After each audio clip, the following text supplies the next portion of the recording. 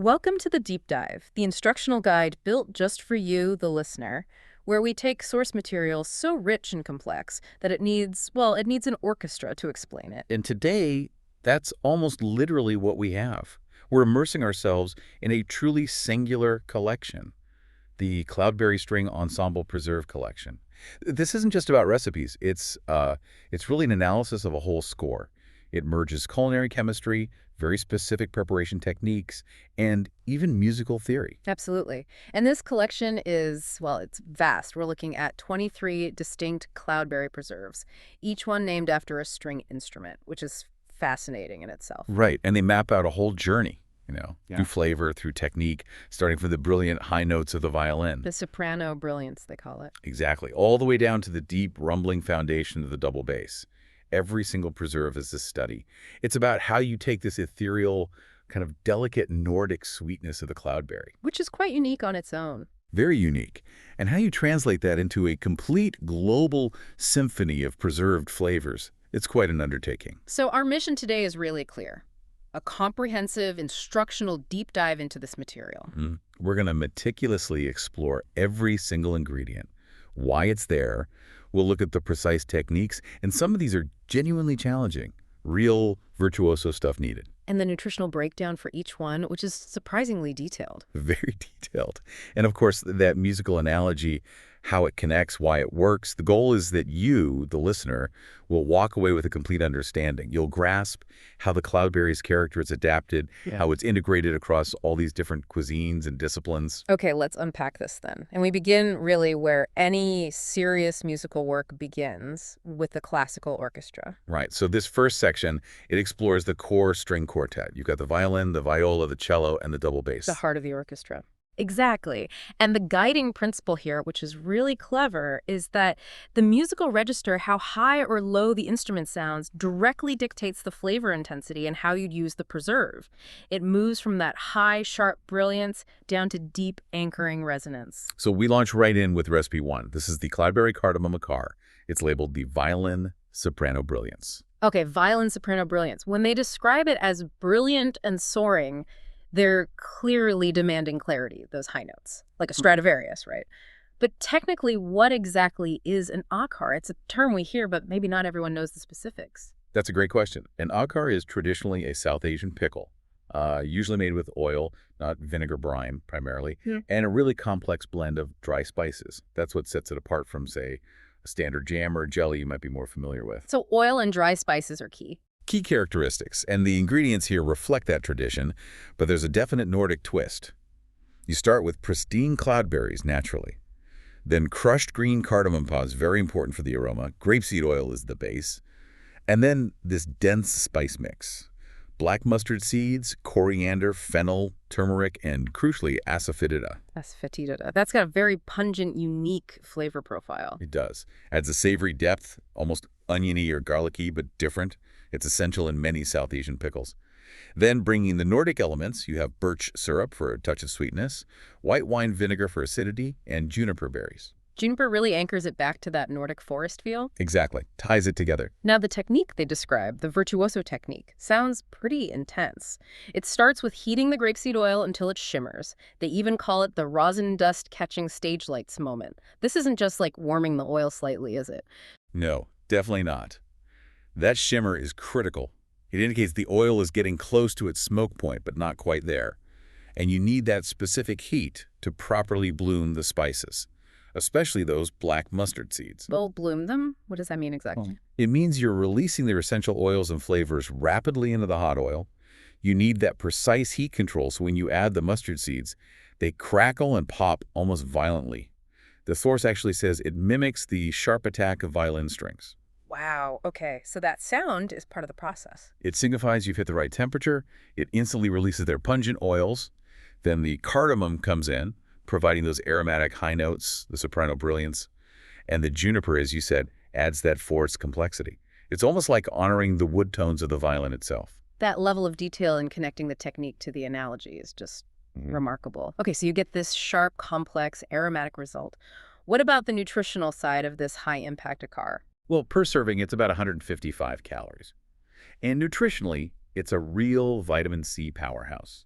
It hits 106% of your daily value right there. Impressive. But beyond the vitamin C, it's specifically called out for being high in ellagic acid. Now, this is important. Ellagic acid is a natural phenol antioxidant. You find it in berries and nuts. There's quite a bit of research linking it to cellular health, powerful antioxidant activity, and that effect is probably enhanced here by that complex spice profile. So a functional benefit beyond just flavor. Definitely. The only real flag, I suppose, is the sodium content. It's 380 milligrams per serving. That reflects its role, though. It's a high-impact condiment, not something you eat by the spoonful. It's designed for sharp pairings, like with smoked salmon or a really good aged Gouda. That saltiness cuts through the richness. Right, it makes sense in context. Okay, so moving down the frequency range now, we transition to the inner voice of the ensemble. Recipe 2, the Cloudberry honey chutney. This one channels the viola alto warmth. Exactly. The viola is often seen as the harmonic stabilizer in the quartet. It provides that rich, warm middle register. And to achieve that kind of flavor depth, this chutney relies on some really structural ingredients. Conceptual. Yeah, ingredients that build the body and base. You've got lightly crushed cloudberries, of course. Then 6 large shallots that must be slowly caramelized. Golden raisins for sweetness and texture. Mead vinegar, interesting choice there. Wildflower honey, crystallized ginger, and a splash of aquavit. Okay, that emphasis on 6 large, slowly caramelized shallots, that seems to be the core of the alto section method they describe. Why is that specific deep caramelization so critical here? What happens if you rush it? It's everything. It's Yeah. the harmonic foundation of the whole preserve. The shallots are cooked really slowly, low heat, until they reach this color described as aged viola varnish, a deep kind of reddish brown, That's a beautiful description. isn't it? This process concentrates their natural sugars, breaks them down, creating this incredible savory sweet depth. That depth is what can hold the cloudberry's tartness, which can be quite assertive. If you rush the caramelization, you just get lightly cooked shallots. You miss that deep, complex base note. The whole thing would taste thin, unbalanced. So the patience is non-negotiable for the viola's warmth. Absolutely non-negotiable. Then the crystallized ginger comes in. They call it the viola pizzicato, like little plucked notes. It provides these rhythmic bursts of spicy sweetness. Yep. And the aquavit, a classic Scandinavian spirit, adds that authentic touch, often with hints of caraway or dill. So the balance relies on that patient, deep foundation to prevent the cloudberry tartness from just taking over everything. What does this translate to, nutritionally speaking, this depth? Well, this is definitely a richer, more foundational preserve compared to the Acar. It comes in at 165 calories per serving. It's higher in total carbohydrates, around 40 grams, and naturally higher in sugars, too, about 32 grams, largely from the honey, raisins, and the caramelized shallots. But there's fiber, too. Yes, a good amount, 8 grams of fiber from the fruit and shallots. And interestingly, it's specifically noted for the presence of quercetin. Quercetin, that's a flavonoid, right? Exactly, a potent bioflavonoid known for its anti-inflammatory properties. And it also mentions omega-3 ALA. That's likely coming from residual elements perhaps in the mead vinegar or maybe an oil used implicitly. It rounds out the profile. This isn't just sweet, it's sophisticated comfort food, perfect for something like dark rye bread or alongside roasted pork. Right, that makes sense. Okay, next up, the instrument often considered the most lyrical, the one closest to the human voice. Recipe 3, the Cloudberry Rose Hip Compote. This is the cello lyrical voice. It's supposed to sing with human-like warmth and expressive depth. And the cello really demands that emotional connection, which translates here into a very gentle touch in the preparation. The ingredients are chosen for subtlety. You have barely crushed cloudberries, notice, barely crushed, rehydrated rose hips, raw honey, lemon juice and zest for brightness, a delicate touch of rose water, vanilla bean paste for warmth, and very light spices. Just ground ginger and cardamom. So, less aggressive spice, more floral and aromatic notes. Precisely. And the technique reflects that. It's called the lyrical bow. How does this differ from the Acar's sharp attack or the chutney's slow caramelization we just discussed? Well, the description says it's a steady and gentle technique. The preserve is cooked just until the cloudberries soften. They aim for perfect intonation while adding emotional expression. That suggests stopping the cooking right at that precise moment when the berries transition from firm to tender. So overcooking is the enemy here. Absolutely. Aggressive boiling would completely flatten the delicate cloudberry flavor and ruin the texture. You'd lose that lyrical quality. And the source gives a really crucial cautionary note about the rose water. Ah, yes. It says, too much rose water overwhelms like excessive vibrato. Huh. That's a fantastic analogy. Isn't it? It signals that even tiny amounts of these powerful aromatic ingredients must be measured with extreme precision to maintain the cello's delicate singing quality. The rose hips are also key here, not just for flavor, but nutritionally too. Right, rose hips are famous for vitamin C. They provide this lovely floral tartness that complements the cloudberry, and yes, a massive vitamin C boost. Speaking of vitamin C, the nutritional data here is, well, it's pretty staggering. It really is. This one is the nutritional superstar of the bunch so far. At 135 calories, which is fairly moderate, this combo delivers an astonishing 180 milligrams of vitamin C. That works out to 200% of the daily value. 200%. Yeah, and it doesn't stop there. It's noted as being very high in bioflavonoids. These are compounds that actually help your body absorb and utilize vitamin C more effectively, so it's synergistic. And it also contains lycopene, which is a powerful carotenoid antioxidant, often associated with red and orange fruits like tomatoes, but present here too. So this is really focused on health as much as flavor. It seems so, and its intended use reflects that delicacy. It's meant for light pairings, a true solo performance they call it. Think about serving it over a simple vanilla panna cotta, or as a filling for delicate pastries. Beautiful. Okay, finally, in this foundational quartet, we hit the deepest note. Recipe 4, the Cloudberry Butter Confit. This is the double bass foundation, providing that deep, resonant anchor for the whole orchestra. And the ingredient list immediately signals depth. You have whole cloudberries, importantly kept whole, suspended in a high volume of fat. Specifically, 3/4 of a cup of clarified butter. 3/4 of a cup? That's a lot of butter for a preserve. It is, and it's infused with aromatics. Fresh rosemary, smashed garlic cloves, bay leaves, strips of lemon peel, black peppercorns, and juniper berries again. A cloudberry preserve based primarily in butter is, well, it's highly unusual. Why choose clarified butter specifically? Why not, say, a heavy cream or even a neutral vegetable oil? And how does that very long 3 to 4 hour infusion work without the butter spoiling or, worse, burning? That's an excellent, really necessary question. Clarified butter, often known as ghee in South Asian cooking, is almost pure butter fat. The process of clarifying removes the milk solids and most of the water. Okay, so what does that do functionally? Two critical things. First, it significantly elevates the smoke point compared to regular butter. Second, removing the water and milk solids makes it much more stable for long, slow cooking. This is essential for the pizzicato foundation method described. Pizzicato foundation, like plucked notes from the base. Kind of, but here it refers to the method. It involves heating the clarified butter very precisely to 116 degrees Fahrenheit. That's quite low. Very low, just warm, really. Exactly. And that low, steady temperature, combined with a high smoke point, the clarified butter, allows those aromatics, the rosemary, garlic, juniper, to infuse slowly into the fat over that very long window, 3 to 4 hours. It builds layers of flavor, like harmonic progressions, as the source puts it, without burning the delicate spices or the cloudberries themselves. And the berries stay whole. Yes, they become these beautiful, translucent jewels infused with the butter and aromatics. The slow, low heat, essentially anaerobic environment, submerged in fat, preserves the fruit structure remarkably well, while the butter provides this incredible richness, texture, and depth. So the clarified butter isn't just flavor, it's the preservation method and the stabilizer. It truly is the anchor. Precisely.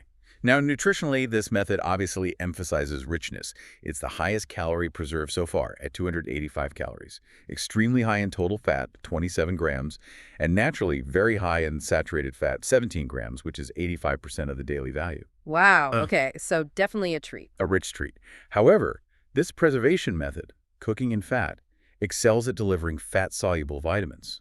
So it shows high vitamin A content alongside its still notable vitamin C contribution, which we discussed how it survives the low, slow cook. Right, so this isn't for everyday eating maybe, but it provides that deep, rich, orchestral support, meant to be served perhaps on grilled bread or paired with sharp, intense cheeses that can stand up to it. Exactly, it's the grounding element. Okay, so we've established the core bowed strings. Now we shift gears. We move away from those sustained tones and delve into the plucked instruments. Right. These tend to emphasize different qualities: texture, speed, rhythmic pulse. Think tremolo, glissando, fingerpicking. And the instruments here, mandolin, harp, guitar, and lute, often draw on more global influences beyond the classical core. We begin with the sparkle. Recipe 5, the Cloudberry Almond Conserve. This one is likened to the mandolin tremolo sparkle. Okay, mandolin tremolo, that makes me think bright, fast, shimmering notes. The preserve is designed to be just that, rapidly articulated, creating shimmering, sustained notes through texture. And the ingredients immediately signal a shift.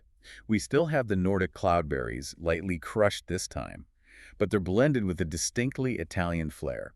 You've got sliced blanched almonds, turbinado sugar, which has a slight molasses note, amaretto liqueur, orange juice and zest, and warming spices like cinnamon, nutmeg, and cardamom. The tremolo technique here seems to focus entirely on that textural contrast, especially the almonds. It does. The key is to toast the almonds until they're perfectly golden. The source refers to them as the mandolin soundboards. Toasting enhances their nutty aroma and critically ensures they maintain their crunch in the final concert. So the texture is paramount. Absolutely. Yeah. The amaretto liqueur then provides that specific Italian authenticity. It injects a distinct bitter almond note, which is fantastic for cutting through the sweetness of the cloudberries and sugar. And the cooking time is crucial. You have to stop cooking right when the cloudberries break down just enough to bind the conserve together, but before those toasted almonds lose their snap and become soft. That sounds like a delicate balance to strike. The combination of the tart cloudberry and that slightly bitter almond from the amaretto.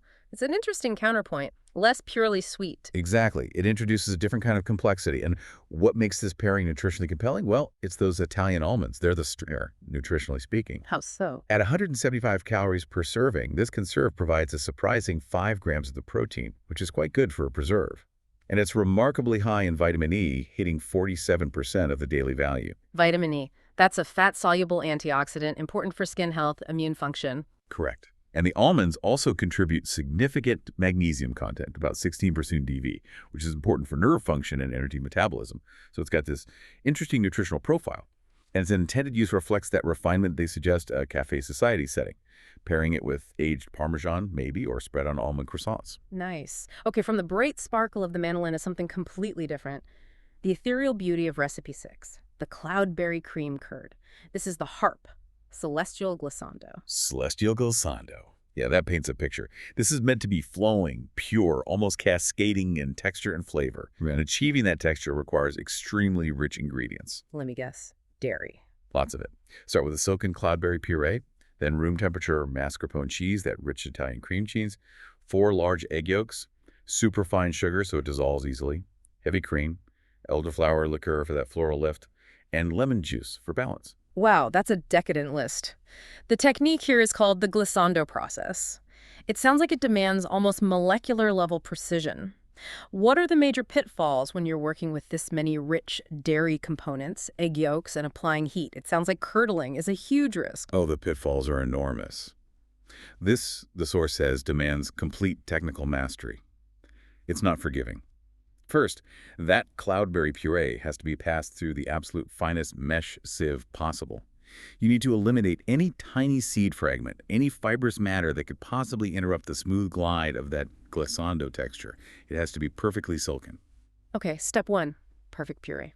Step 2 is the tricky heat application. You're combining the mascarpone, which is very high in fat but also very sensitive to heat, with egg yolks. This mixture must be cooked over very gentle heat with constant, gentle stirring. The moment the temperature spikes even slightly, or if the stirring stops, you risk scrambling the eggs and curdling the mascarpone. The whole thing will break. So it requires intense focus and control. Complete focus. The texture must remain absolutely silky smooth. It requires the same kind of effortful, hidden technique that makes harp music sound so effortless and celestial. And the elderflower liqueur is added late in the process just to enhance that delicate floral character without masking the cloudberry itself. So the richness comes from the mascarpone and cream, the structure from the egg yolks, and the ethereal quality from the sheer technical mastery of keeping it smooth. You've got it.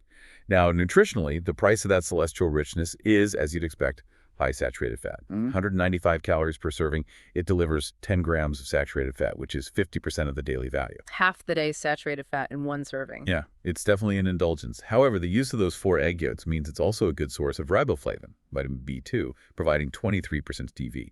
Riboflavin is essential for energy production, and it also provides a decent amount of calcium, about 10% DV. But really, this is designed for show-stopping presentation. Truly concert hall worthy, as they say. Filling delicate tart shells, or maybe served simply with some fresh berries alongside. Okay. Shifting gears again, moving from the concert hall to maybe something more down to earth. Recipe 7 is the Cloudberry Maple Dolce. This is the guitar folk warmth. The acoustic guitar analogy really speaks to warmth, accessibility, familiarity. Exactly. This one is designed to be universally appealing, bringing people together. The ingredients reflect that approachability. It uses cloudberry puree again, but this time paired with pure maple syrup.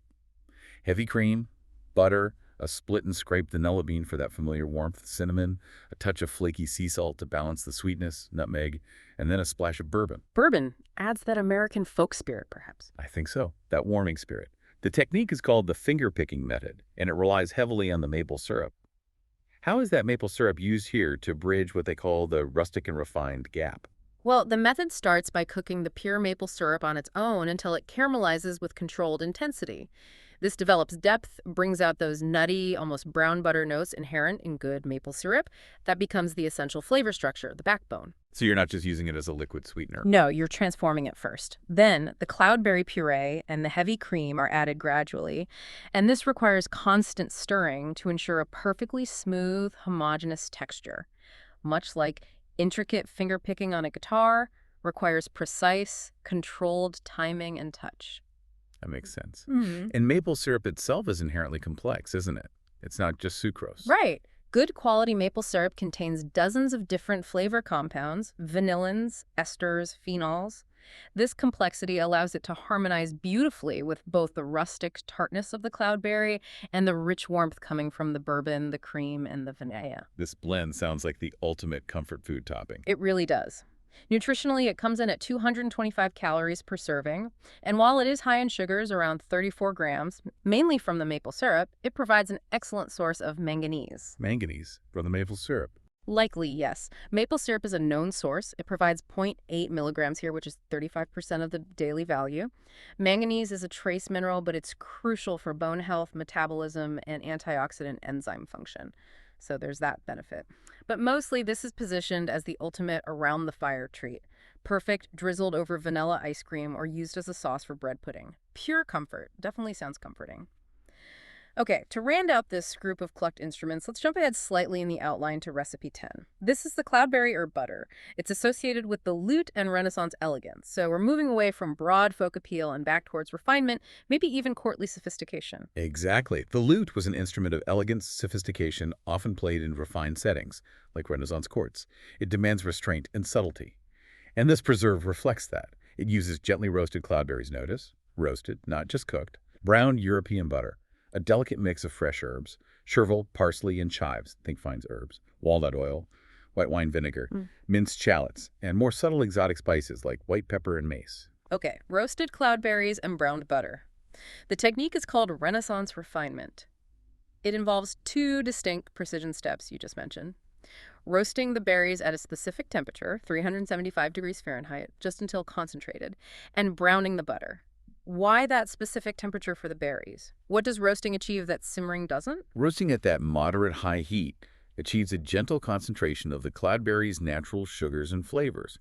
It deepens them slightly, evaporates some water content without breaking them down completely into a jammy texture. It preserves more of their structure and gives a slightly different flavor profile than stewing. Okay, so concentration without disintegration. And the browned butter. We've heard of clarifying butter, but browning is different. What's the technical goal there? Browning butter, or brown noisette, involves heating the butter just past the point where the milk solids separate out. These solids then toast in the hot butter fat, turning golden brown and creating this incredibly nutty, hazelnut-like aroma. That's the warm wood tones analogy they use, linking it to the lute. But you have to be careful not to burn it. Extremely careful. There's a fine line between perfectly browned and burnt, which would ruin the flavor completely. Once it's perfectly browned, the whole mixture, the roasted berries, browned butter, herbs, walnut oil, vinegar, shallots, is mashed together while still warm. This ensures a refined, relatively homogeneous texture, bridging those rustic cloudberry origins with that Renaissance sophistication. The walnut oil likely enhances those nutty wood tones from the browned butter. It sounds complex and savory leaning. Looking at the nutrition, the sodium content is quite notable again here, 585 milligrams. That seems high for a butter. It does, but again, context is key. This isn't meant to be spread thickly like regular butter. It's more of a compound butter used as a rich flavoring agent or a finishing butter. The sodium likely comes from the butter itself and perhaps added salt, enhancing the savory notes. So it's high fat, as expected from butter. Yes, high total fat, 23% DV.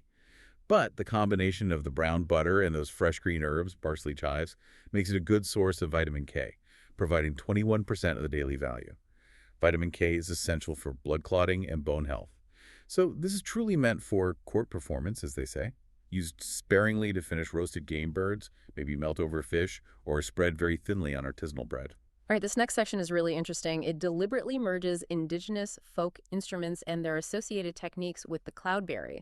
We're seeing strong geographical identities come through, from fermentation in Scandinavia to dehydration in Appalachia and even some Asian fusion. Yeah, this is where the collection really starts to stretch globally. And we have to begin with a really critical discussion around recipe 8. This is the cloudberry dill ferment, linked to the Hardanger fiddle and Norwegian soul. The Hardanger fiddle. That's the traditional Norwegian folk fiddle, often with sympathetic strings that resonate underneath. It sounds ancient, soulful, carrying those folk traditions. The ingredients seem to fit. Lightly crushed cloudberries, fresh dill, sea salt quite a bit, 3 tablespoons honey, caraway seeds, filtered water, white peppercorns, and fresh juniper sprigs. The process described as a classic lacto-fermentation, creating a brine to establish beneficial bacteria. Exactly. And this is precisely where we need to pause and underscore the extreme sodium warning that the source material itself explicitly highlights. The level here is shocking, 2,680 milligrams of sodium per serving. Wait, 2,680? Yes, 2,680 milligrams. That is 117% of the recommended daily value in a single serving. This requires immediate and serious contact. Absolutely, that's staggering. When the source calls it the folk tradition process, we understand that historically, this level of salt was absolutely necessary for preservation, especially during harsh northern winters long before refrigeration was available. Salt was the primary preservative. But for a modern palate, for contemporary health guidelines, how should you, the listener, even approach a ferment that is this saturated with salt? That's the crucial point. You absolutely should not view this as a spread like a jam or chutney you'd put generously on toast. You have to see it as a powerfully concentrated traditional condiment. Think of it almost like fish sauce or traditional salted fish or capers packed in salt. It's likely meant to be used in extremely small quantities, perhaps even rinsed or diluted before use in some traditional contexts, to add a burst of salty, sour, fermented flavor. So a tiny amount as a flavor accent, not a main component. Precisely. The high salt, along with the honey, creates the stable brine needed for the lactic acid fermentation to proceed safely, suppressing harmful bacteria. This was crucial for food safety in the traditional setting. However, despite that massive sodium load, the fermentation process does have benefits. It maximizes the vitamin C content. It's still very high at 139% DV. And of course, it provides a powerful probiotic boost from the fermentation itself. It fulfills its role as a traditional health remedy or flavor enhancer, but the sodium requires extreme caution today. Okay, that distinction, powerful condiment versus spread, is absolutely vital for that one. Got it. Moving continents now to recipe 9, the cloudberry lingonberry leather. This is associated with the banjo and American spirit. Bright, rhythmic, driving, and portable. This preserve blends 2 key Nordic berries, our cloudberry and the lingonberry. It uses concentrated purees of both, sweetened with maple syrup, brightened with lime juice and zest, and spiced with ground ginger and allspice. It's designed to be turned into a fruit leather. Right. The clawhammer technique, named after a banjo playing style, involves reducing these purees until they are, quote, thick as banjo head tension. That's evocative. Then dehydrating them at a low temperature, 135 degrees Fahrenheit, for a very long time, 20 to 24 hours, until it peels cleanly like leather. What does the lingonberry contribute here? Is it just for volume or color? No, the lingonberry is essential for balance. Lingonberries have a tartness that's generally sharper, more focused, maybe slightly more bitter than the cloudberry's delicate floral tartness. When you reduce and concentrate fruit purees like this, the sweetness gets really intense. The lingonberry's sharper acidity provides the necessary counterbalance to the maple syrup and the concentrated fruit sugars. Without it, the leather might be cloyingly sweet. So it cuts the sweetness and adds complexity. Exactly. The entire method, concentrating, then long, slow dehydration, produces this practical, shelf-stable, portable fruit leather. It feels like it honors both Scandinavian foraging traditions, using both berries, and maybe Appalachian traditions of preserving food for the trail. And nutritionally, this one seems to be the absolute champion of the entire collection when it comes to vitamin C. It really is. At only 85 calories per serving, which is quite low, this letter delivers a massive 145 milligrams of vitamin C. That calculates out to 161% of the daily value. Just stellar. Incredible from a dehydrated product. It is. Dehydration at low temperatures can preserve vitamin C quite well. Yeah. It's also remarkably high in fiber, providing 8 grams per serving, which is 29% DV. And the source notes the presence of proanthocyanidins, another type of potent antioxidant common in berries, and natural benzoic acid, a compound found in lingonberries that acts as a natural preservative, aiding its shelf stability. So a nutritional powerhouse you can take on a hike. Pretty much. Roll it up, cut it into shapes. Mountain music, they call it. Nice. Okay, let's travel back to Scandinavia, specifically Finland, for recipe 11. This is the cloudberry oat paste, linked to the Kantele and Finnish heritage. The Kantele is that beautiful, ancient Finnish plucked zither. It sounds meditative, simple, pure. And the ingredients reflect that somewhat rustic, wholesome feel. It uses medium crushed cloudberries, toasted steel-cut oats, 1 cup, birch syrup, very Finnish buttermilk, a little honey, fresh dill, and caraway seeds, plus some ground cardamom and ginger. It's an unusual combination. Berries, oats, dairy, and savory herbs. Definitely unusual. The plucked string method here involves toasting the steel-cut oats until they're nutty, achieving birchwood resonance, another lovely phrase, and then grinding them coarsely. Why steel-cut oats specifically, and what role does the buttermilk play in the texture and flavor profile here? It seems like an odd addition to a preserve. Steel-cut oats are chosen precisely because they are less processed than rolled oats. They retain much more of their structure even after cooking. Toasting them brings out the nuttiness, and grinding them coarsely means the final paste will retain some chewiness, some textural integrity.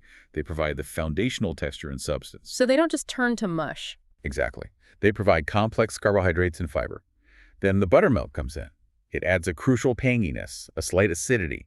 This prevents the paste from becoming overly sweet or heavy, balancing the sweetness from the birch syrup, which itself provides that authentic Finnish flavor, slightly smoky, almost mineral, and the honey. The buttermilk lifts everything. Okay, so the buttermilk is the acidic balance. The Kantele resonates, they say, because those complex carbs from the oats integrate perfectly with the cloudberry tartness and those traditional Finnish flavors like dill and caraway. And nutritionally, this is reflected in its profile. This paste is rich in both fiber and protein, about 5 grams of each per serving. It's also an exceptional source of manganese, even higher than the maple dolce, 1.2 milligrams here, which is 52% of the daily value. Half your day's manganese. Yeah, crucial for antioxidant defense, bone health, nutrient absorption. And because it uses oats, it also contains beta-glucan, the soluble fiber known for its heart-healthy properties, particularly cholesterol-lowering effects. So it's a very wholesome, substantial paste meant for spreading on dark rye crisp bread or serving with smoked fish, very traditional Finnish style. Fascinating. Okay, our journey takes another turn, heading towards Asia now with recipe 12. This is the cloudberry juniper gastrique, associated with the erhu in Eastern mystique. The erhu is that haunting, expressive, two-stringed Chinese fiddle. It conveys so much emotion.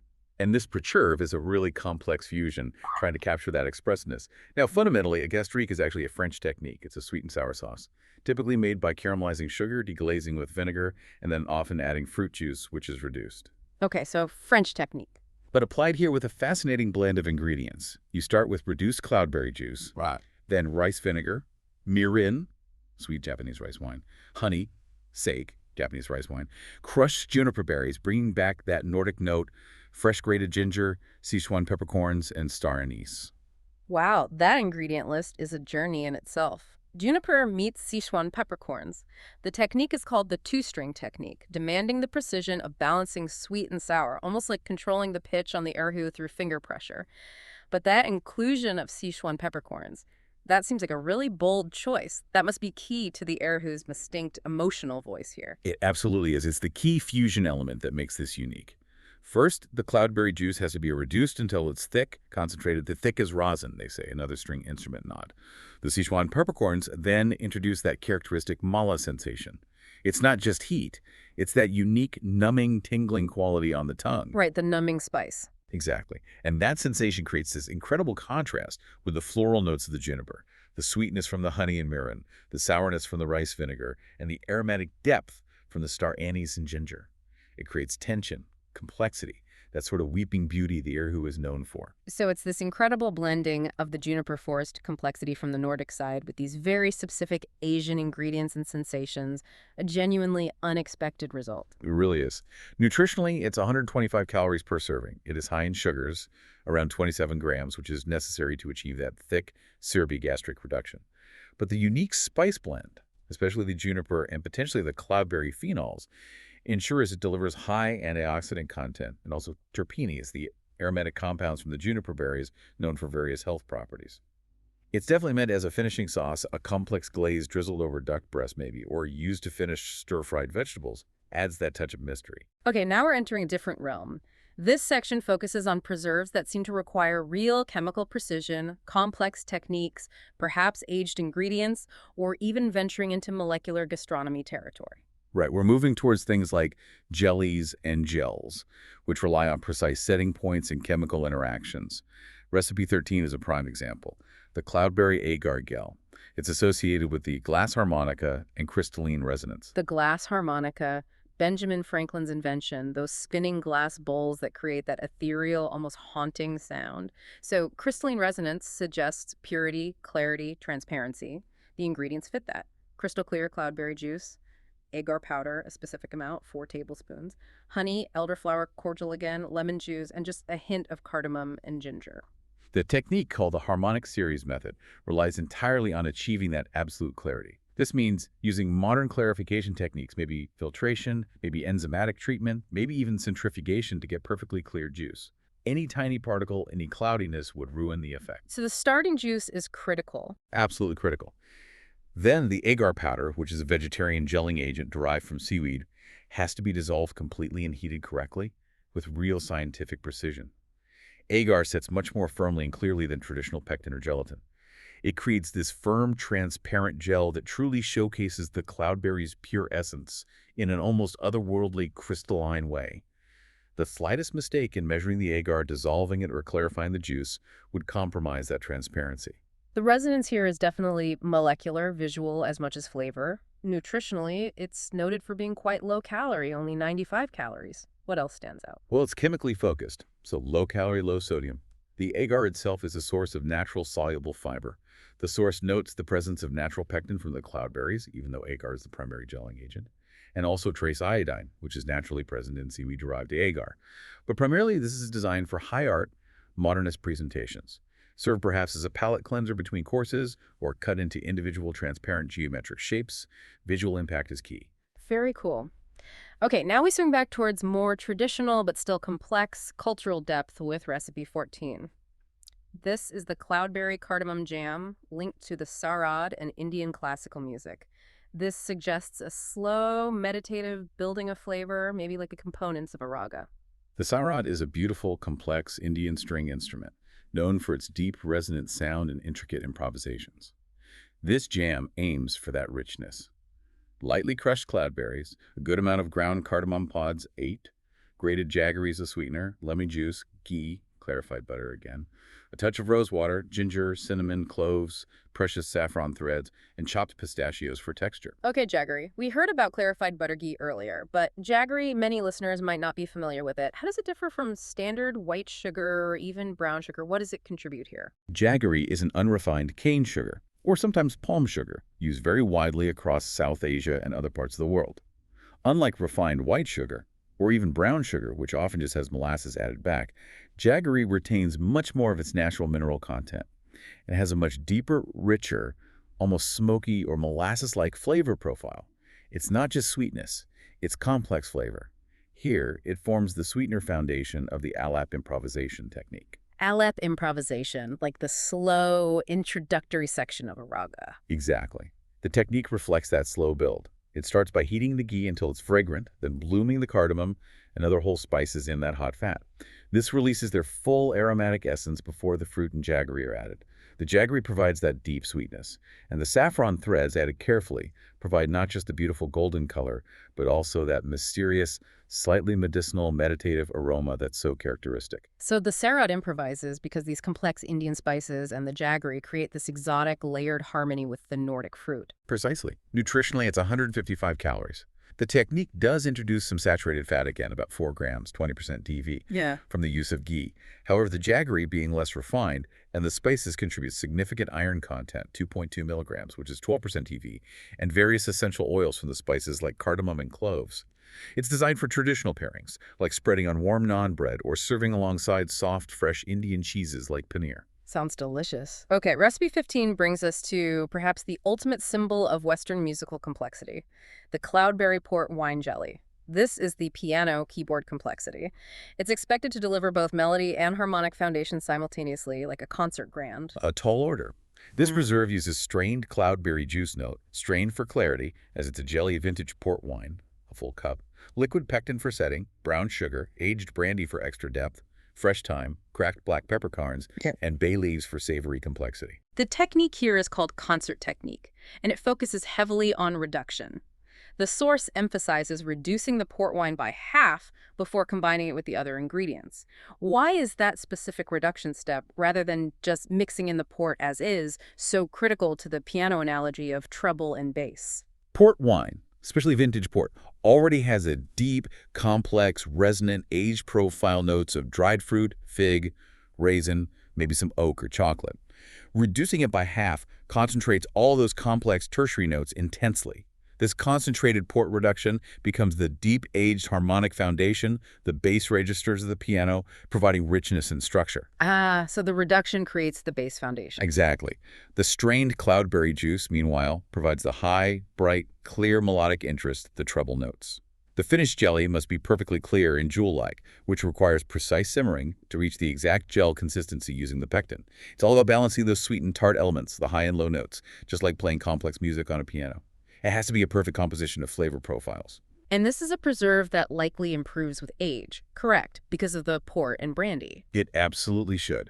Port's character continues to develop and deepen over time, even after bottling. Nutritionally, this is a relatively low-fat, low-sodium option. But crucially, the port wine contributes resveratrol, a well-known powerful antioxidant found in grape skins, and the concentrated fruit juice ensures high antioxidant content overall. It sounds like the perfect, sophisticated accompaniment to something like an aged blue cheese like Stilton or Roquefort. A classic pairing. Okay, finally in this section of complex techniques, we have recipe 16, the Cloudberry orange marmalade. This one's linked to the cittern and Renaissance brightness, like rhythmic accompaniment for courtly dances. The cittern was a Renaissance-era instrument, sort of like a precursor to the guitar, known for its bright, ringing tone, often used for accompaniment. This marmalade aims for that brightness. It uses roughly chopped cloudberries, blood oranges specifically peel, and segments raw sugar, honey mead for a historical touch, fresh rosemary, vanilla extract, and cardamom. Blood oranges add beautiful color and a distinct flavor. The technique, the courtly dance method, specifies two major steps that seem critical for marmalade. Precision julienning of the orange peel, and then blanching that peel 3 times. Why is that triple blanching so essential for achieving marmalade perfection? Blanching the peel, which involves plunging it into boiling water for a short time, then immediately shocking it in ice-cold water, serves 2 vital purposes in marmalade making.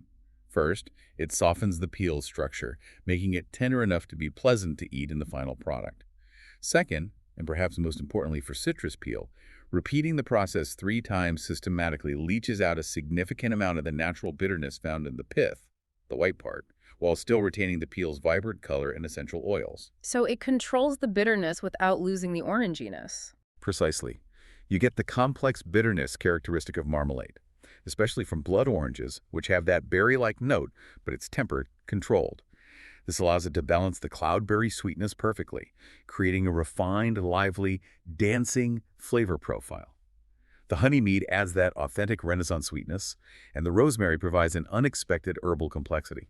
So the cittern dances because that potentially harsh bitterness is tamed through technique. Exactly. Nutritionally, this marmalade is high in sugars, about 31 grams as expected. But thanks to both the cloudberries and the blood oranges, it's very high in vitamin C, hitting 139% DV. The orange peel also contributes beneficial compounds like limon and aromatic terpene, and some folate, about 7% DV. Yeah. It's intended for traditional uses, spread on historical breads like manchette bread perhaps, or used as a glaze for roasted fowl, very Renaissance court style. Okay, we continue our global exploration now, really focusing on string instruments that reflect deep cultural and geographical traditions. We're bridging the Nordic flavor base with the Mediterranean, the Middle East, India, and even Appalachia. We kick things off in the Mediterranean, specifically Greece, with recipe 17. This is the cloudberry mustard mostarda linked to the bouzouki and Greek island spirit. Spirited, passionate, infectious rhythms like rebetiko music. This sounds like a really robust, punchy mixture. You've got cloudberries kept in large pieces, Dijon mustard, white wine vinegar, honey, a splash of ouzo, the anise-flavored Greek spirit, toasted yellow mustard seeds, dried oregano, coriander seed, fennel seed, and anise seed. We defined otter and gastrique earlier. What exactly defines a mostarda? It sounds Italian, but this has Greek elements. And why pair fruit with the sharp intensity of mustard? It seems counterintuitive. Mostarda, traditionally mostarda di frutta, is an Italian condiment, though the concept exists elsewhere. It typically involves fruits, often whole or in large pieces, preserved in a syrup that's been flavored with mustard essence or powdered mustard seed. It creates this amazing sweet, savory, and pungent combination. Here, it's given a Greek twist with the ouzo and oregano. So the large fruit pieces are key. Yes, you need to keep the cloudberry pieces large for textural interest so they don't just dissolve into the mustardy syrup. They need to stand up to the heat. The mustard's sharp, pungent intensity, coming from both the Dijon and the toasted yellow seeds, is deliberately contrasted and balanced by the cloudberry sweetness and the honey. The ouzo adds that signature anise complexity, reinforcing the Greek theme along with the herbal backbone from the oregano. It's designed to be spirited and bold. Bold indeed. And we need to address the sodium again here, as it's quite high, similar to some earlier condiments, 980 milligrams, which is 43% of the daily value. Yes, this is definitely another intensely flavored condiment, not a spread. The high sodium reflects the use of preserved components like Dijon mustard, which contains salt, plus likely added salt for balance and preservation. Functionally, it contains allyl isothiocyanate, that's the compound in mustard seeds responsible for the pungent heat and flavor. And it's absolutely designed for pairing with rich, savory foods. Think grilled lamb, sausages, or used alongside salty feta cheese in a Greek context. Cuts through the richness. Okay. Moving from the lively Greek islands to the deeper, more contemplative sounds of the Middle East. Recipe 18 is the cloudberry walnut preserves, evoking the oud and Middle Eastern depth. The oud is a cornerstone of Middle Eastern music, a fretless lute known for its deep, resonant tone and its ability to play complex scales, or maqam. This preserve aims for that depth. The ingredients include chunked cloudberries, toasted and chopped California walnuts, date syrup as a sweetener, pomegranate molasses for tartness, a touch of orange blossom water for aroma, lemon juice, and classic warming spices like cinnamon, cardamom, cloves, and nutmeg. Date syrup and pomegranate molasses. These seem central here. How do these traditional Middle Eastern sweeteners and flavor agents contrast with, say, the maple syrup or honey we saw in other recipes? They sound much darker, richer. They are. Date syrup provides an ancient, deeply complex sweetness. It's not just sugary. It has notes of caramel, dried fruit, almost a smoky richness. Pomegranate molasses, made from reduced pomegranate juice, offers a concentrated, dark, tangy tartness that's far richer and more complex than simple lemon juice. Together, they create this layered depth that reflects the complexity of maqam improvisation on the oud. And the walnuts? The walnuts are key for texture and earthiness. They must be toasted until golden out soundboards, the source calls them, and chopped. Toasting enhances their flavor, and it's crucial they maintain their substantial crunch against the dense, syrupy background created by the date syrup and molasses. So it's this fascinating meeting. The bright, tart Nordic cloudberry encountering the ancient, earthy, complex sweetness and tartness of the Middle East, held together by the walnut. It's a beautiful fusion. And nutritionally, this one is a real standout, particularly for its healthy fat profile. At 175 calories while providing good overall fat content, 21% DV, this preserve is an exceptional source of omega-3 ALA. ALA, alpha-linolenic acid. Yes, the plant-based essential omega-3 fatty acid. This preserve clocks in at 2.5 grams per serving, which is very significant. That ALA is coming primarily from the walnuts. It's vital for cardiovascular health, brain function, and reducing inflammation. So this is a delicious way to get a good dose of healthy fats. Perfect served with aged goat cheese or spread on lavish bread. Very impressive. Okay, from the Middle East, we travel further east to India for recipe 19, the cloudberry balsamic reduction. This is likened to the sitar drone foundation. The sitar, the iconic Indian instrument, often relies on sympathetic strings and sometimes a separate drone instrument called a tampura to provide a continuous, sustaining harmonic foundation underneath the melody. This reduction aims to create that kind of grounding drone. It uses highly concentrated cloudberry juice, aged balsamic vinegar, a significant half cup, raw honey, a little red wine vinegar for balance, fresh curry leaves, ground fenugreek, turmeric, and a pinch of asafoetida again. Aged balsamic vinegar. That's the core drone element here. We know good balsamic can be aged for decades, developing incredible complexity. How is its intense acidity integrated here without completely overpowering the cloudberry or the other flavors? That's the key challenge. The tempura method described requires the cloudberry juice to be reduced significantly first, concentrating its own natural sweetness and tartness. The aged balsamic vinegar, with its deep, complex, almost woody acidity, is then added to provide that foundational drone note. The raw honey and a touch of red wine vinegar are likely used to moderate the intensity of the balsamic and balance the final reduction. And the Indian spices. The fresh curry leaves provide that unmistakable aromatic South Indian layer, while the ground fenugreek adds a slightly bitter complexity and turmeric its earthy notes and color. The finished product achieves a viscosity and a deep sustaining flavor complexity that lingers on the palate, much like the sitar's drone sustains the performance. So the sitar sustains because that complex, aged balsamic provides the unwavering harmonic anchor. Precisely. Nutritionally, it's relatively low calorie, about 105 calories. It's noted as being very high in antioxidants, likely from both the concentrated cloudberry juice and the polyphenols in the aged balsamic vinegar. It also contains acetic acid from the vinegar, which is known to have benefits for digestion and blood sugar control. It's clearly meant as a finishing drizzle over grilled vegetables, lentils, dal, or maybe even paneer. Adds that deep, complex note. Okay, one more stop on this global journey, returning to North America, specifically Appalachia. Recipe 20 is the cloudberry elderflower shrub, associated with the dulcimer and the image of a mountain stream. Pure, flowing, maybe a bit melancholic, like mountain music. The Appalachian dulcimer has that clear, ringing, almost simple sound. And a shrub, for those who might not be familiar, is a historical type of American beverage base. It's essentially a drinking vinegar, made by macerating fruit with sugar and vinegar. This version uses muddled cloudberries, strong, cooled elderflower tea, apple cider vinegar, specifically with the mother, wildflower honey, lime juice, and grated ginger, plus spices like cardamom, cinnamon, and allspice. Okay, with the mother, apple cider vinegar. And the mountain music method involves gently muddling the cloudberries, then the crucial step, macerating all the ingredients together for 48 hours in the vinegar mixture. What's the functional purpose of using vinegar with the mother, and why this extended cold maceration period? The apple cider vinegar provides the necessary sharpness and acidity for the shrub. Using it with the mother means it's unpasteurized and contains the colony of beneficial bacteria and yeast that were responsible for the fermentation, the mother culture.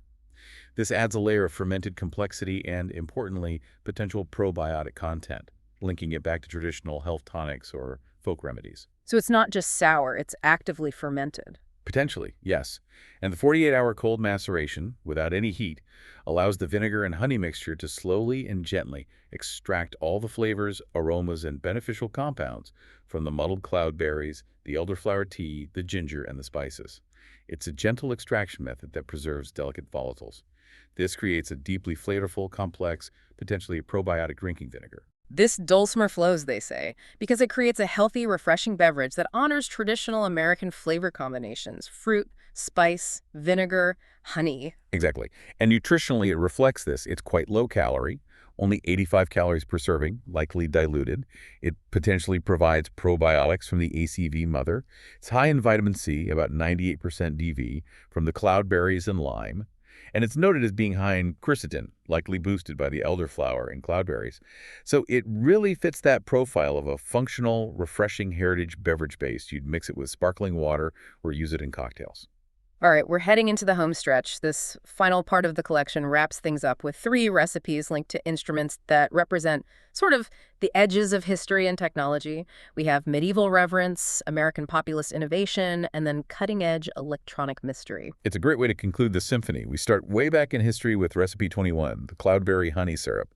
This is linked to the psaltery medieval reverence. The psaltery. That's an ancient stringed instrument, often depicted in medieval religious art, associated with sacred music, perhaps accompanying chants or hymns. So reverent and pure. The ingredients seem to fit that vibe. Ultra-concentrated cloudberry juice, high-quality monastery honey, mead, honey wine, lemon juice, vanilla extract, fresh rosemary, cardamom, ginger, and just a pinch of saffron. The technique is called the sacred music process. Yeah. It demands the cloudberry juice be reduced until it's as thick as devotion, a wonderfully spiritual analogy for achieving extreme concentration and purity of flavor. The use of monastery honey specifically implies a connection to historical quality, purity, maybe even blessedness.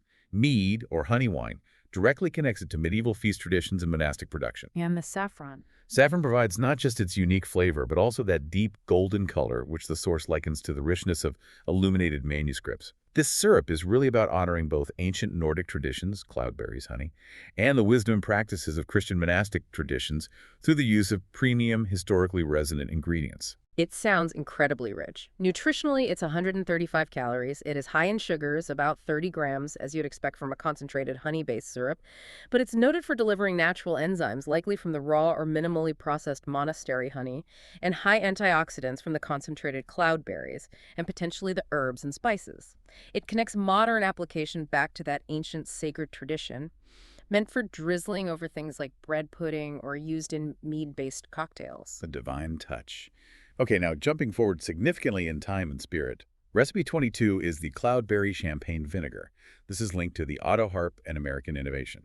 The auto harp. That uniquely American instrument with the chord bars that allowed amateurs to play complex chords easily, it democratized music making to some extent. So the analogy suggests accessibility, maybe a clever simplification of a complex process. The ingredients, crushed and fermented cloudberries, actual champagne, a raw champagne vinegar starter culture, mother, wildflower honey, fresh lemon thyme, sliced shallots, white peppercorns, and fresh tarragon sprigs. The technique, the chord button method, is all about achieving artisanal results through a relatively accessible, albeit patient, process. It starts with the crushed cloudberries undergoing an initial alcoholic fermentation, essentially making a cloudberry wine base. Okay, so step one is wine. Right. Then champagne is added, maybe for flavor complexity, effervescence, or branding elegance. A raw champagne vinegar starter culture, the acetobacter, is introduced. This bacteria converts the alcohol from the cloudberry wine and champagne into acetic acid, which is vinegar. The honey, thyme, shallots, peppercorns, and tarragon are added for flavor infusion. But the key here is time and environment. It requires controlled conditions and aging for a significant period, 14 to 18 weeks. 4 to 5 months. Yes, it's accessible in that it doesn't require complex equipment, maybe, but it requires patience and care to allow the acetic acid bacteria to do their work properly. The cloudberry sugars provide the perfect base fuel for that initial alcoholic fermentation, making the whole process viable. So the auto harp harmonizes because the cloudberry itself makes the complex process of vinegar making more achievable. That seems to be the idea. And nutritionally, this is the lowest calorie recipe in the entire collection, only 65 calories per serving. Its main functional component is the acetic acid, around 5% concentration typically for vinegar, plus potential probiotics if the mother culture remains active. It results in an excellent, light, artisanal vinegar, perfect for vinaigrettes or finishing delicate soups, where you want that bright acidity and complex herbal notes. Very interesting application. Okay, finally, we arrive at the most futuristic, perhaps strangest endpoint. Recipe 23, the cloudberry vanilla bean syrup. This is linked to the theremin, an electronic mystery. Otherworldly, mysterious, created without physical contact, like the theremin itself. This preserve definitely aims for an ethereal texture and a mysterious depth of flavor. The ingredients: ultra-concentrated cloudberry juice again, organic sugar, a significant amount, 3 whole vanilla beans, split and scraped heavy cream, butter, vanilla extract for reinforcement, flaky sea salt, cardamom, and nutmeg. The electronic wave method. That sounds intriguing. It implies a level of precision perhaps beyond normal cooking. Why the emphasis on extreme concentration again? And what's the significance of adding the dairy, the cream, and butter off heat at the end? The idea seems to be achieving a level of purity and intensity that feels almost unnatural, like electronic sound waves. The cloudberry juice must be reduced to its absolute maximum concentration capacity, requiring what they call electronic precision, likely meaning very careful temperature control and monitoring to achieve the perfect viscosity without scorching. The vanilla beans are scraped with exactness to ensure maximum vanillin content. The core vanilla flavor is extracted. And the finish with cream and butter. This is key to the mystery. By finishing the very hot concentrated syrup off the heat and gently whizzing in the cold or room temperature heavy cream and butter, you create an emulsion that has this incredibly luxurious, almost impossibly smooth texture. It avoids any risk of the dairy splitting or cooking. It allows the richness to seemingly materialize from thin air, enhancing the cloudberry's naturally ethereal character with this sudden smooth richness. So the vanilla enhances that ethereal quality, and the technique creates the mysterious texture. Precisely. Nutritionally, it's 155 calories. It contains vanillin, the main flavor compound from the vanilla beans. And due to the cream and butter finish, it does have some saturated fat, about 3 grams, 15% DV, which is necessary for that luxurious mouthfeel. This is positioned as a truly sophisticated modern ingredient, perfect for drizzling over molecular gastronomy desserts where texture is key, or used in sophisticated cocktails that aim for mystery and depth. A final, otherworldly note. So after journeying through all 23 of those incredibly diverse preserves, what's really fascinating here is, well, it's the resilience of the cloudberry's core nutritional profile and chemistry. Despite the massive differences in preparation, think about the 4-hour simmer in fat for the confit versus the 24-hour low-temp dehydration for the leather. Certain characteristics just keep shining through. Yeah, that's a great point. We highlighted multiple vitamin C superstars throughout the rosehip compote, hitting 200% DV, the lingonberry leather at 161%. But I have to ask a clarifying question about something like the cloudberry butter confit, recipe 4. We know vitamin C is notoriously sensitive to heat and oxygen. How does that confit, which simmers slowly for 3 to 4 hours, manage to retain a notable amount of vitamin C, as the source implies? That seems counterintuitive. That is a fundamental and excellent question about preservation chemistry. There are a couple of factors at play. First, cloudberries themselves are naturally quite acidic. Acidity helps to stabilize vitamin C and protect it somewhat against thermal degradation. But perhaps more importantly, the confit technique involves that very slow heating in an essentially anaerobic environment. The berries are completely submerged in the clarified butter. Ah, so limited oxygen exposure. Exactly. Oxidation is one of the primary destroyers of vitamin C. By minimizing oxygen contact, the clarified butter acts as a protective barrier, allowing a significant portion of the vitamin C's nutritional integrity to be maintained, even over that extended low-heat cooking time. That's why the source can still note high vitamin C content, even in the double base confit. It's a neat demonstration of how technique impacts nutrient retention. It's a brilliant insight into the mechanism. Fascinating. And we also noted the collection's overall position as antioxidant champions. Right, and that seems driven by two main things. First, the cloudberry's own impressive baseline of natural phenolic compounds, like the ellagic acid we discussed in the ECAR, R1. And second, the very deliberate, targeted inclusion of other antioxidant-rich ingredients in specific recipes. Think quercetin from shallots in the chutney, R2, resveratrol from port wine in the jelly, R15, proanthocyanidins in the leather, R9. The recipes seem designed to maximize the functional health outcome, not just flavor. Fiber richness was another really consistent thread, wasn't it? So many of the recipes, particularly the more fruit-heavy ones like the chutney, R2, or those using whole grains like the oat paste, R11, contain significant fiber, often 6 to 8 grams per serving. That's crucial for digestive health, of course, but also probably helps stabilize the blood sugar release, especially in some of those higher sugar recipes. Absolutely. And we also saw that really stark contrast in how fats were utilized across the collection. On one extreme, you have the high saturated fat recipes, the double best confit, R4, and the harp curd, R6, where fat is used structurally for preservation, for richness, for that luxurious texture. But then on the other hand, you have something like the walnut preserves, R18, the oud, which was highlighted as an exceptional source of healthy fats, delivering that massive 2.5 grams of plant-based omega-3 ALA. It really proves the cloudberry's versatility can be the base for both indulgent richness and heart-healthy applications. Yeah, that's a great point. And we also tracked 3 distinct forms of potential probiotic benefits popping up. You had the very traditional high-sodium dill ferment, R8, then the much more accessible, refreshing elderflower shrub, R20, using the ACV mother, and finally the refined, long-aged champagne vinegar, R22. It really shows the adaptability of fermentation as a technique across completely diverse cultural applications and flavor profiles. Definitely. And finally, we shouldn't overlook the mineral wealth highlighted in places. Specifically, manganese came up as notably high in the maple dulce, R7, and especially the oat paste, R11, boosted by the maple syrup and the oats respectively. It shows the source material's attention to the comprehensive nutritional delivery, not just the headline vitamins. And really, all these underlying chemical mechanisms, the cloudberry's high natural acidity, its potent mix of antioxidants like ellagic acid and its high baseline vitamin C, these are the reasons why the cloudberry itself possesses such powerful natural preservation compounds. That intrinsic chemistry is what allows for the general storage guideline mentioned. Refrigerate all these preserves, and they should maintain quality and nutritional integrity for a good 6 to 10 months. That inherent stability is key. Hashtag tag outro. Wow. What an absolutely incredible deep dive. That was a journey through culinary science, global cultures, and musical analogies. We really moved through 23 distinct musical and culinary voices, didn't we? From the sharp, spiced, high-register attack of the violinicar, through the ancient, incredibly salty, soulful depth of the Hardanger fiddle ferment. Got to use that one carefully. Definitely. And landing finally on the ethereal, almost unnerving electronic precision of the theremin vanilla syrup. This collection, as presented in the source, truly serves as a definitive instructional guide. It showcases the Cloudberry's profound versatility, its ability to adopt techniques and flavors from literally all around the globe, yet somehow still retain its distinct, essential Nordic identity through it all. Yeah, and if we try to connect this to the bigger picture, beyond just the individual recipes, the true achievement highlighted here seems to be the articulation of what you might call culinary counterpoint. It's that seamless, deliberate blending of often disparate traditions, Nordic roots meeting Mediterranean herbs, Indian spices, American folk methods, even molecular techniques.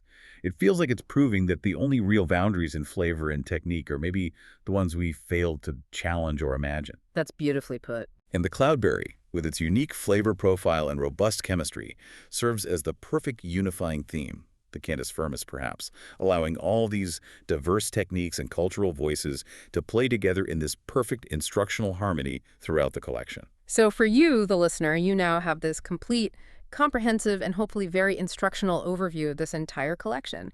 You've seen how flavor harmony is built step by step through very specific technical precision, informed by these creative musical analogies.